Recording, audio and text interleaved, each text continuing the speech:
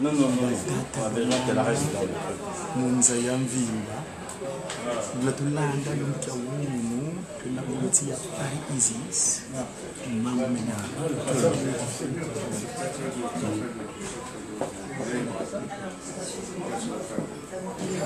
Son éminence. Il était là. Oui. Oui. D'accord. Est-ce que je peux avoir C'est un peu le en fait, le compte jour. Merci. On ne peut pas mettre le drapeau et puis je fais juste le lancement. Non, non, tu vas plus. Tous les jours, les anciens sont sérieux.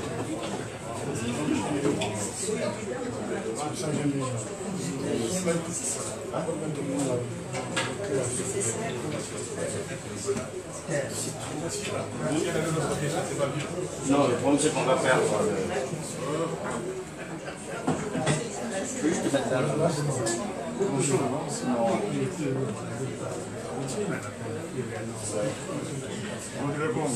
Oh, Kulutu. Kiomboteketi. Yebo ikolele. Mama Kongo kimpwaza kuja wila kimpwanza kwa kimpevu na sosi. Kwa kimpevu. Kaka bafama soka rose kwa kati kimpevu.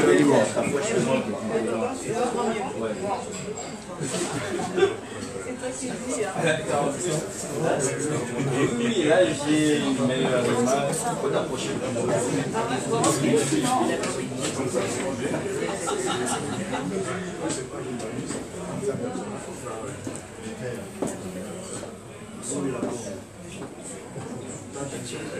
Tata ya lunga.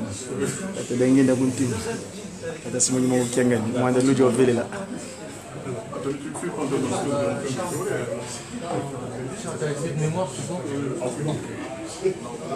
Et tu veux que je te donne une carte? Non, il y a un petit truc pour ça. J'ai un petit système. Oui, moi je veux bien, ouais. T'as mis le mot d'avoir. J'ai enlevé le son.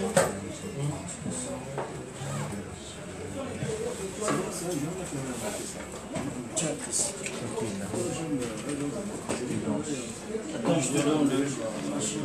Non, mais... Non, comme ça. Ouais, non, ouais, c'est plus pratique. Hein? Ouais, c'est plus pratique que je garde... Parce que sinon, déjà que... Laisse-le faire comme ça. Parce que... moi, c'est aussi le truc et que...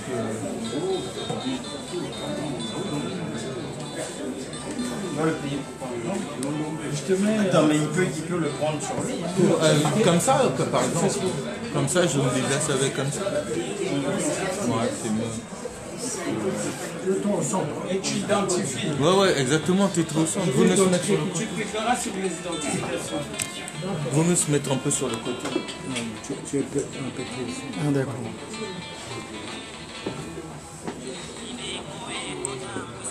Tu peux le mettre devant ta chaise. C'est mon chaise, hein? Exactement, chaise. D'accord. D'accord. Comme ça, les gens peuvent passer, c'est mieux. C'est ça.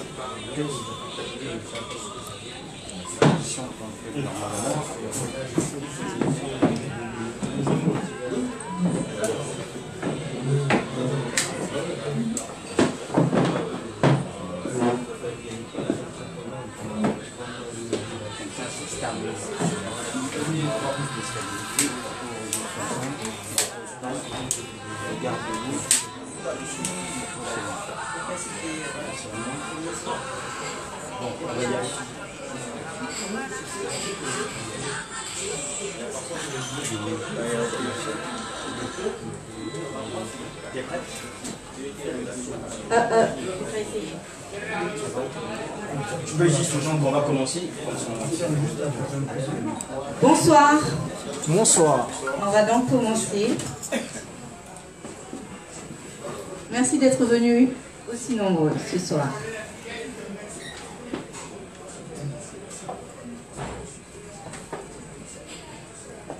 Bonsoir, bienvenue dans les Vendredis du Congo, votre émission. Alors, ce soir, notre thème est un véritable fléau qui mine notre pays. Il sera présenté et exposé par Monsieur Jean-Jacques Bayonne Castador. Il est notaire intervenant en qualité d'anthropologue et linguiste. Et donc, je vais donc appeler Monsieur Castador. Alors, mais avant d'aller plus loin et de recevoir notre invité, nous aurons donc notre mot de bienvenue. Et donc, le mot de bienvenue sera donc présenté par notre présidente, Madame Huguette.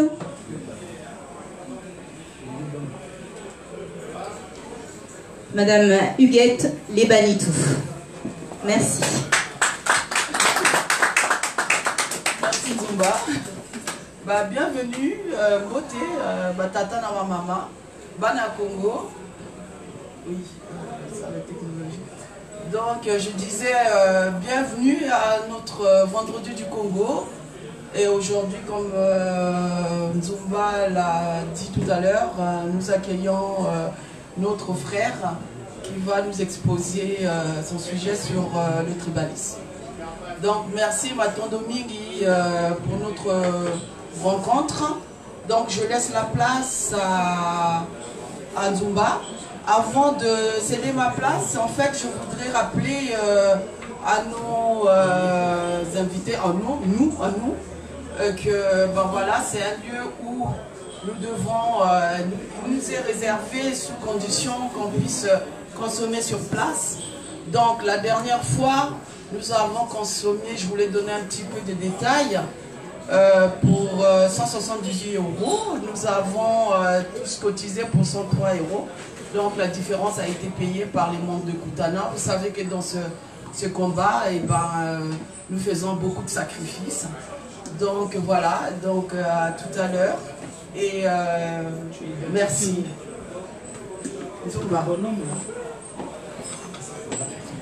Alors, dans cette émission, nous avons pour habitude de présenter toujours des mini-reportages en rapport avec notre thème du jour. Mais ce soir, on va faire une exception. Et donc, Monsieur Jean-Jacques Bayonne Castador va donc nous exposer la situation sur ce thème.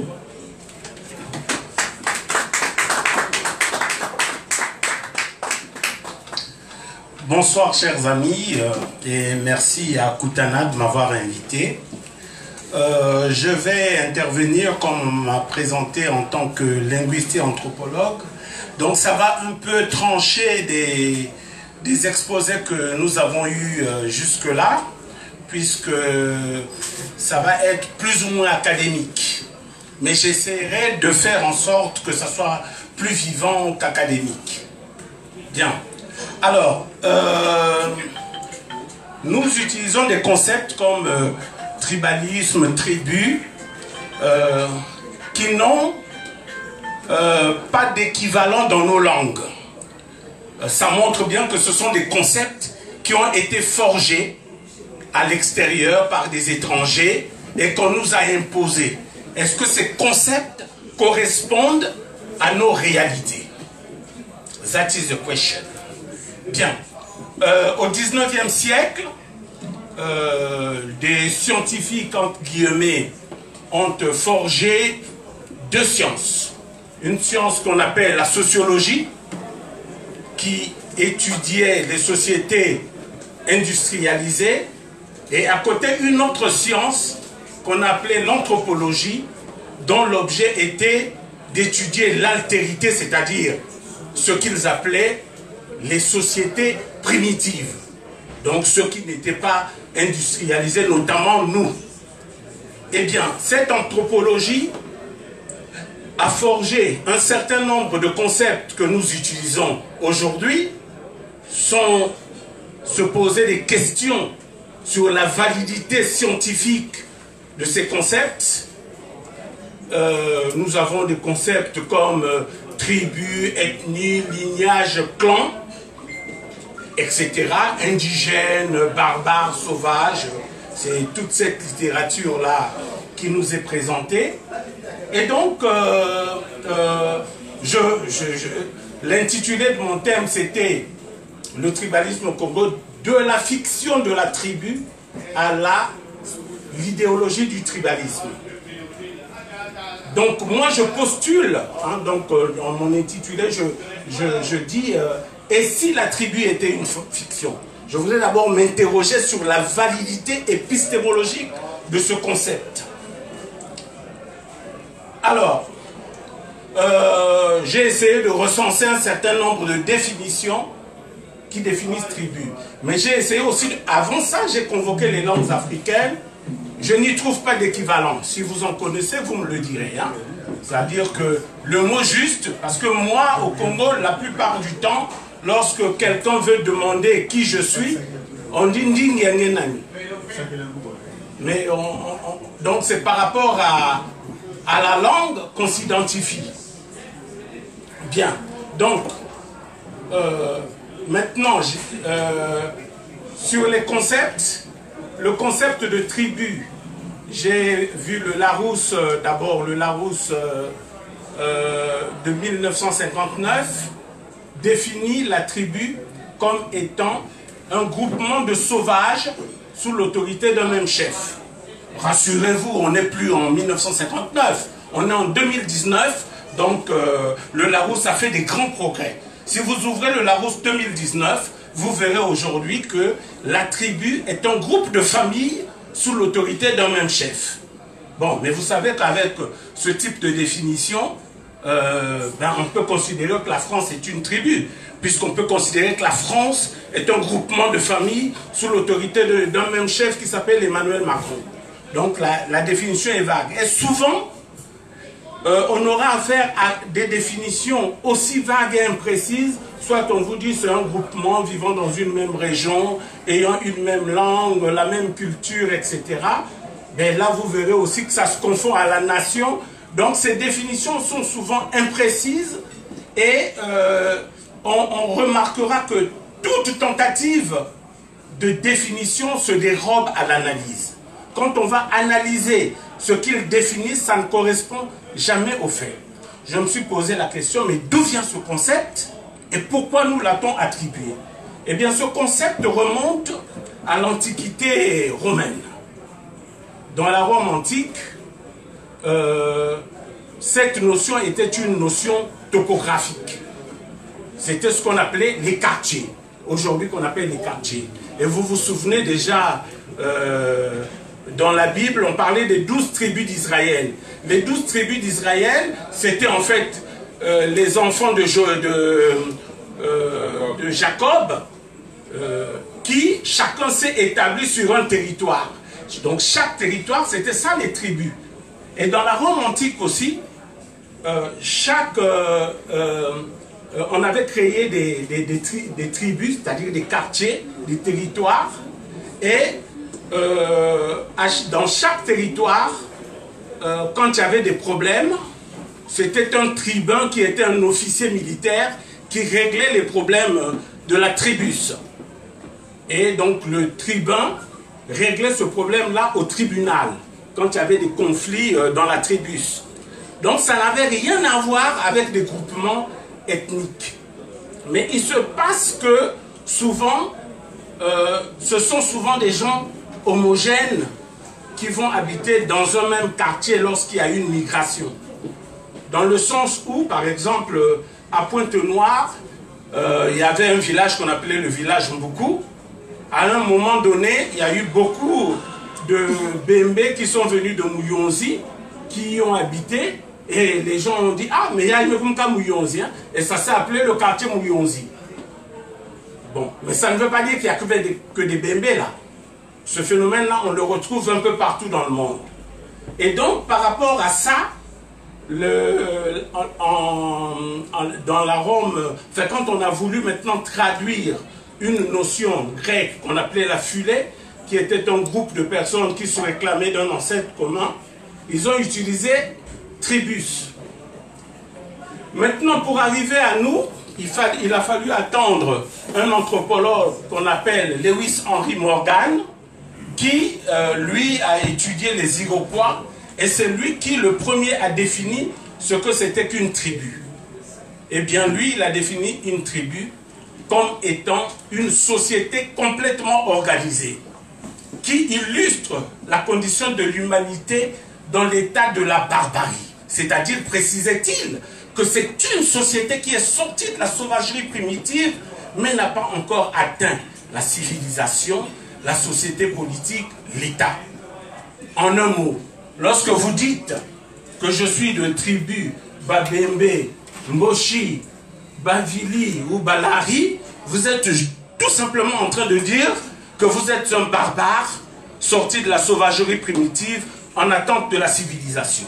Donc vous voyez que ces concepts qui nous ont été forgés, ce sont des concepts qui sont nés pendant le courant scientifique qu'on appelait l'évolutionnisme.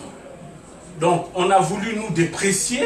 D'ailleurs, à ce propos, Jacques Berck disait que l'investigation anthropologique de l'époque consistait à illustrer par l'archaïsme du partenaire la légitimité de l'usurpation. Donc, on veut piller ces terres-là qu'on a trouvées riches. Bien, on érige les gens qui étaient là en sauvages, en indigènes, etc., en barbares. Voilà. Donc, et à côté de cela, toute une littérature, en fait, tout un certain ensemble de concepts ont été forgés, tels qu'indigène, c'est celui qui est né dans le pays qu'il habite. Moi, ça fait 38 ans que je suis dans ce pays, je suis encore à la recherche d'un indigène. Hein, si vous en trouvez, faites-moi signe. Bien. Vous avez on nous a même dénié d'avoir des langues. On a dit que non, ils n'ont pas de langue, ce sont des patois. Mais c'est quoi un patois? Un patois, c'est le parler des oiseaux. Donc ça n'a rien de... Ou bien nous avons des dialectes. Mais la dialecte, c'est juste la variété dialectale d'une langue. Si tu parles le Mboshi, le parler d'Olé et le parler de Mundi, c'est pas tout à fait exact. Donc on va appeler ça des dialectes. Mais les dialectes sont à l'intérieur d'une même langue. Et quand on accepte quand même le statut de langue chez nous, on va appeler ça des langues vernaculaires, alors que ce sont des langues véhiculaires. Voilà. Donc il y a un certain nombre de concepts comme ça, comme civilisation. Ils nous ont dit qu'ils sont venus nous civiliser. Mais ça veut dire quoi civiliser? Parce que pour nous, tout peuple a sa civilisation. Donc il n'existe pas la civilisation, mais il existe des civilisations. Le fait de réduire l'autre à soi, ça s'appelle de l'impérialisme, ni plus ni moins. Ça ne s'appelle pas civilisé. Donc le terme civilisé, on peut le jeter à la poubelle. Voilà. D'ailleurs, Lucien Febvre disait qu'il existe deux notions de civilisation. L'une coloniale, discriminatoire, pragmatique, et l'autre scientifique, relativisante, factuelle, rattachant toute société à une civilisation. Voilà. Donc, je passe maintenant au concept de tribalisme. Alors là aussi, il y a une pléthore de définitions. Il y a... bon, je m'arrêterai qu'à deux. Il y a Georges Ballandier qui a défini le tribalisme comme étant la résurgence des antagonismes antérieurs. Et il y a Bronislaw Malinowski qui a défini le tribalisme comme étant la méconnaissance du contrôle colonial. Je vais essayer de m'arrêter sur ces deux anthropologues. Alors le premier dit que c'est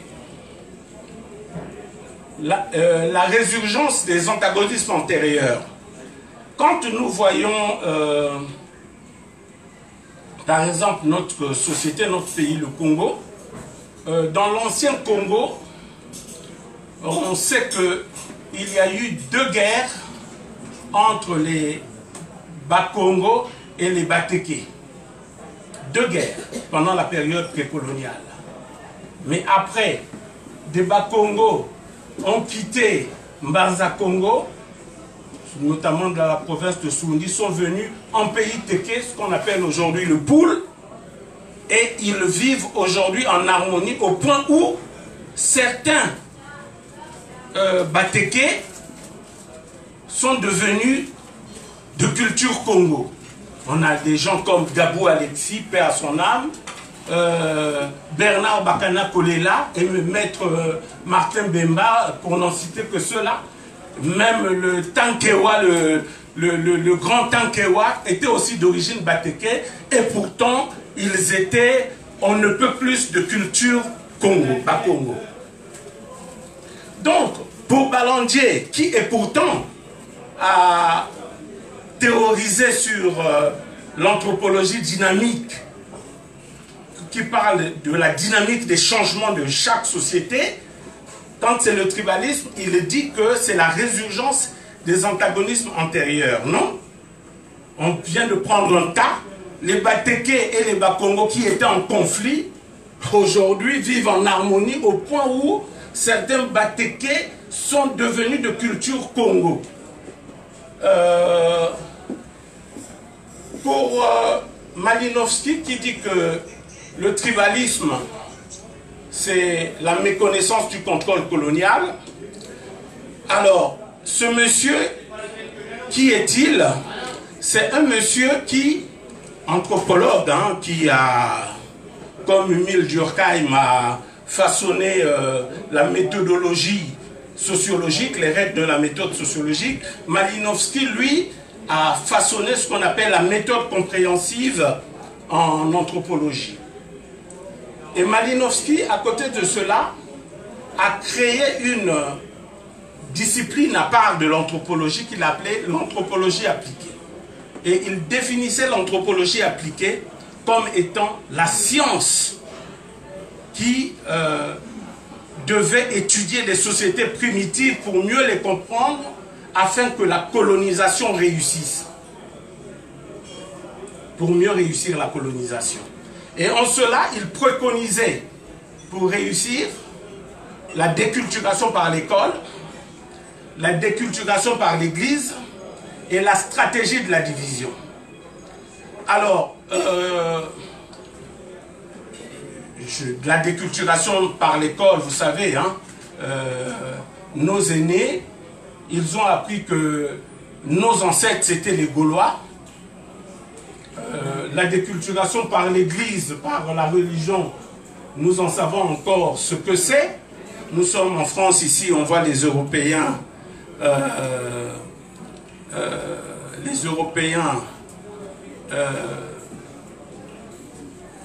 nous voyons les Européens ne pas s'occuper de l'église, mais ils construisent, ils avancent, ils innovent, ils créent.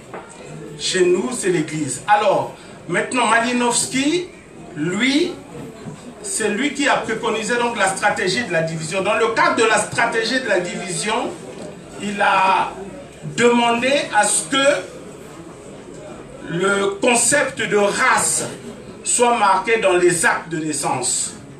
Effectivement, pour nous les sexagénaires qui sommes nés avant la période coloniale, quand nous grandissions, on ne connaissait ni le mot ethnie ni tribu. Hein. Nous, c'était race. Race yangenani, race yangenani, race yamoumubem, race yamoumuyaka, race yamoumumboshi. À notre époque, c'était les races. Hein, je me rappelle même, on disait comment tu t'appelles? Je m'appelle Jean-Jacques, ma race, Bavili, j'habite Pointe-Noire quand j'étais gosse. Donc, on parlait de race. Les termes tribu et ethnie ne sont arrivés qu'après. Et donc, Malinowski, lui, il préconisait donc la stratégie de la division, et il préconisait aussi, donc, dans la stratégie de la division, il préconisait donc l'inscription des races dans les extraits d'actes de naissance. Si vous voyez à peu près jusqu'en 59, avant qu'on ne mette coutume à partir de 60, les anciens actes de naissance étaient marqués race interne, race interne. Et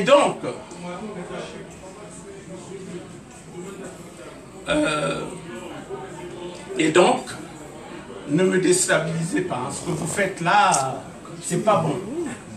Ok? Je suis sur un thème, j'ai circonscrit mon truc, j'ai dit de la fiction de la tribu à l'idéologie du tribalisme. Donc, enfin voilà. Donc je disais que Malinowski, oui, qui a préconisé donc la stratégie de la division, et il a demandé à ce que on choisisse des leaders que l'on acculturera pour que ce soit les membres de l'in-group et non de l'out-group qui soient les défenseurs à l'intérieur de la forteresse culturelle à abattre, de l'occidentalisation à l'intérieur de la forteresse culturelle à abattre. Donc, Malinowski, d'ailleurs, Roger Bastide a dit que la politique française de décolonisation s'est inspirée des recommandations de Malinowski pour pouvoir faire leur politique de décolonisation. La politique de décolonisation a consisté à quoi?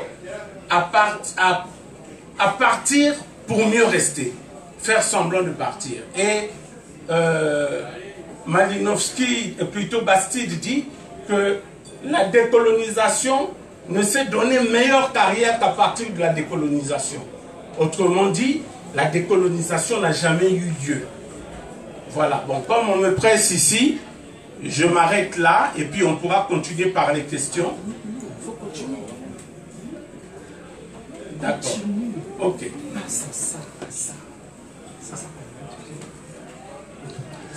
D'accord. Bien. Donc, moi, je dis, le tribalisme donc, est une idéologie. Ce n'est pas une donnée sociologique immuable, c'est une construction idéologique. Nous avons vu, après la conférence nationale, on a créé une ethnie de toutes pièces et une région de toutes pièces pour les besoins de la cause, qu'on appelait, la tribu s'est appelée le Nibolek et la région s'est appelée le Niboland. C'est une réalité que nous avons tous vécue et que personne ne peut contredire. Pour les besoins de la cause. Donc, par rapport à cela, on voit bien que la tribu, le tribalisme est une construction idéologique. Maintenant, il est vrai que c'est un problème d'environnement. Quand vous naissez, à l'époque de nos ancêtres, ils avaient des paroles d'unité. Ils se disaient souvent que nous avons tous un même ancêtre. Mouvilingounou, Moutekengounou, Mouyakangounou, Kifumba, Kimosi. Donc ils se disaient tous, toutes les ethnies disaient qu'ils appartenaient à un même ancêtre qui s'appelait Ngounou. Et donc ils avaient une origine commune. Ça, ce sont des concepts ou des notions, des idéologies, des dogmes qui consolident la conscience nationale. Mais on nous emmenait de l'extérieur la division. On a bien vu que c'est dans la science qu'on a essayé de nous diviser en disant que nous sommes des races différentes. C'est Léopold Sédar Senghor qui est arrivé en 1970 à Brazzaville pour nous dire que nous ne sommes pas des races différentes, nous sommes tous de la race noire bantou. C'est pourquoi on a cessé de parler des races au Congo. Et que les termes qui sont devenus à la mode, c'est tribu ou ethnie. Alors, par rapport au temps qui m'était imparti, je n'ai pas préparé de rentrer dans les détails des manifestations du tribalisme au Congo tel qu'il se vit. J'ai voulu juste montrer que le tribalisme était parce qu'on m'avait demandé de présenter en 15 minutes, donc je ne pouvais pas tout dire en un quart d'heure. Et donc je n'ai pas vraiment préparé les manifestations du tribalisme que nous connaissons tous, qui pourra faire l'objet même dans vos questions et tout ça. Mais je dis qu'il y a un remède au tribalisme. Ça existe, le tribalisme. Quand on envoie des gens en formation, aujourd'hui, on voit bien qu'on envoie, s'il y a 80 étudiants qui partent à l'étranger, il y a 60 Mboshi et les autres d'autres régions, très peu. Ça, on le sait. Et puis, quand on arrive au pouvoir, c'est le népotisme. On prend les gens du village, les gens de la famille, les gens de l'ethnie, ce sont eux qu'on met au poste clé.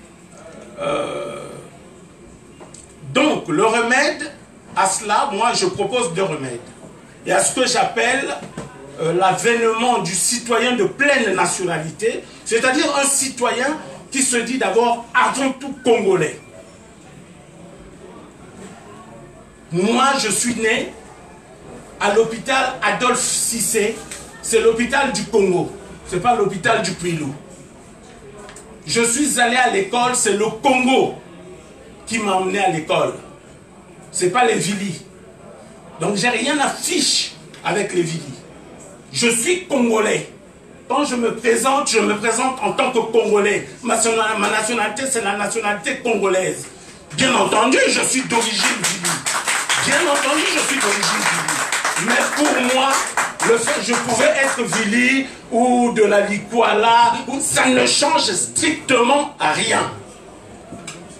Ça ne change strictement rien. Donc l'avènement du citoyen de pleine nationalité, c'est celui qui se dira congolais avant tout, même s'il a des origines Boshi ou Bende. Et qui considérera, moi je suis allé en 2015, non 2015, à Ifondo. À ma grande surprise, j'y ai trouvé des Bembe, des Lari, des Vili, des Mboshi, mais vraiment tout le Congo. Je ne m'y attendais pas. Je me disais que je vais aller trouver les Mbonjo là-bas. J'ai trouvé tout le Congo vivant en parfaite harmonie. Vraiment, ça m'a fait chaud au cœur. Eh bien, la citoyenneté de pleine nationalité, c'est être à Ifondo, être à Wesso, être à Divenyé, à Mayoko, à Mouyonzi, et se sentir congolais, se sentir chez soi. Deuxièmement, l'État-nation. J'y crois. Une nation qui est une âme, j'y crois. Donc, ce sont ces 2 remèdes-là qui peuvent endiguer le tribalisme. Mais ça se fait avec l'éducation, l'école, la formation des plus jeunes, leur montrer que c'est le Congo qui est l'enjeu majeur et que le reste, ce ne sont que des futilités. Maintenant, l'hymne national du Congo nous dit souvent que, oublions ce qui nous divise. Non, n'oublions pas ce qui nous divise. Parlons de ce qui nous divise. Parlons-en, discutons-en. C'est comme cela que nous transcenderons ce qui nous divise. Voilà en gros ce que je pouvais vous dire. Et je vais poursuivre par les questions. Merci. J'appelle donc un membre... Pardon, excusez-moi. J'appelle donc... J'appelle donc un membre de Kutana afin de nous présenter son point de vue. Ce membre s'appelle Monsieur Charles Madédé, mais bon, ça aurait pu être une autre personne. Mais là, ce soir, c'est vous. Merci. Merci Nzumba. Très rapidement, le point de vue de Kutana sur ce thème. Le tribalisme au Congo, de la fiction de la tribu à l'idéologie du tribalisme. Kutana s'est penché un petit peu sur l'histoire du Congo pour essayer de voir à quel moment au Congo on peut parler de tribu, tout en sachant que tribu c'est d'abord un groupement de personnes qui occupe un territoire géographique et c'est un groupement homogène. Il n'y a pas de mélange. Quand on parle des tribus, on ne mélange pas. Ils sont homogènes, ils sont groupés dans un territoire donné et le tribalisme va naître dès lors que cette tribu se considère comme supérieure aux autres tribus voisines et cherchant à conquérir des territoires sur le tribalisme. Alors on s'est dit, est-ce qu'au Congo, le tribalisme a-t-il existé? Existe-t-il? En regardant l'histoire du Congo, vous savez que le Congo est parti d'un royaume qu'on appelle le royaume Congo, mais avant ce royaume Congo, il y avait des chefferies que Nimi Lukeni a rassemblées sous une forme de fédéralisme pour créer le royaume Congo. Peut-être, si on parle de tribus, peut-être à cette époque des chefferies, parce qu'il y avait des clans qui se levaient contre d'autres. D'abord, lui-même, Nimi Lukeni, était lui-même un chef de clan qu'on appelait les Bissi Congo. Et lui, il a dû conquérir les autres chefferies et il a réussi à les réunir au sein d'un royaume qu'on appelle le royaume Congo. Mais quand le royaume Congo est né, il n'y a pas de tribu là-dedans, il n'y a pas de gens homogènes qui se sont cloîtrés dans une région géographique donnée pour tenter peut-être de dominer. Non. Là, dans le royaume Congo, on parle des provinces. C'est plusieurs provinces. La province de Luango, la province Sundi, Banza Congo, et même province Teke, qui était dans le royaume du Congo. Et puis cette province Teke a pris l'indépendance très rapidement pour devenir un royaume. Et les autres provinces, à un moment donné, ils ont pris leur indépendance une à une pour devenir des royaumes à l'époque de la dislocation du royaume. Vous savez, en 1700 et quelques. Donc dans le royaume, il n'y a pas l'idée de tribu. Mais il y a l'idée de province. Ces provinces vont donner plus tard des ethnies qui vont constituer le Congo d'aujourd'hui. Donc, par exemple, la province Luango, nous avons des Luango, des Vili aujourd'hui. La province Sundi, il y a des Sundi au Congo, qui va donner l'ethnie, l'existence de l'ethnie. Donc,